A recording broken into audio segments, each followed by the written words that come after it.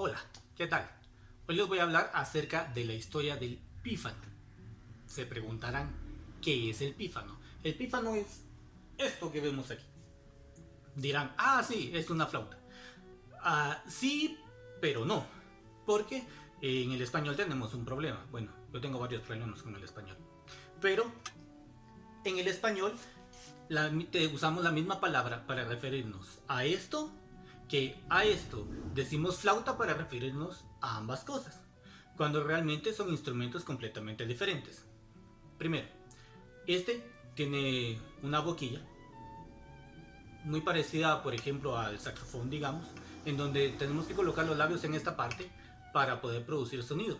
Y el sonido sale por esta pequeña parte de aquí y producimos notas tocando los agujeros.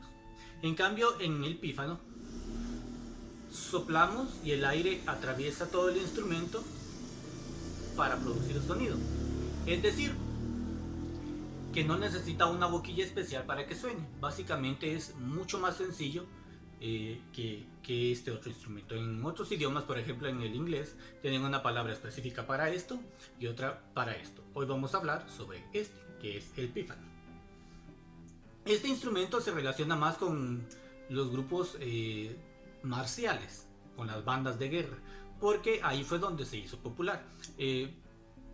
Al igual que la mayoría de flautas, se producía anteriormente de madera o de caña y era utilizado por los pastores o personas muy sencillas. En la antigua Grecia se utilizaba mucho el pífano para producir melodías. En 1515 el ejército suizo, se supone que fueron los primeros en meter e incluirlo al ejército, empezaron a meterlo dentro de las líneas del ejército. Claro que ya no era la versión de caña, sino que producían una versión de metal. No lo hacían para irse a matar con pífanos, sino que lo hacían porque la versión de metal tiene el sonido agudo igual que este, pero es un sonido mucho más brillante y puede atravesar una gran distancia al ser tan agudo y tan brillante. Por eso es que lo utilizaban. Lo podían escuchar a mucha distancia con tan solo un pífano. Imagínense una banda con unos 10 pífanos y además tambores. La bulla era muy grande y hacía parecer al ejército mucho mayor de lo que realmente era. Se mantuvo durante muchos años, siglos de hecho, dentro de las líneas del ejército. Todas las bandas militares tenían líneas de pífanos. Y es un sonido muy particular, es un sonido agudo y muy particular relacionado con este tipo de bandas.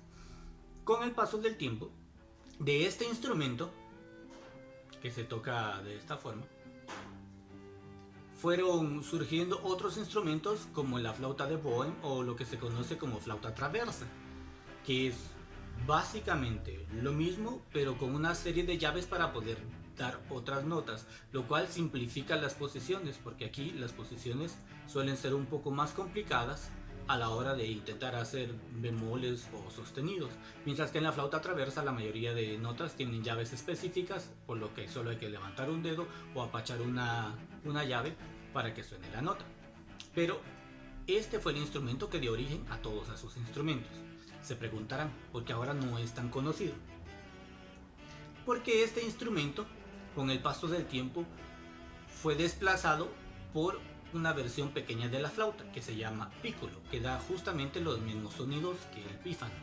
Y como era mucho más fácil de interpretar, entonces se quedó dentro de grupos orquestales, por ejemplo. Aunque hay muchas obras que incluyen pífano dentro de la orquesta. Esto es básicamente, así muy resumido, la historia del pífano, o un acercamiento a la historia del pífano.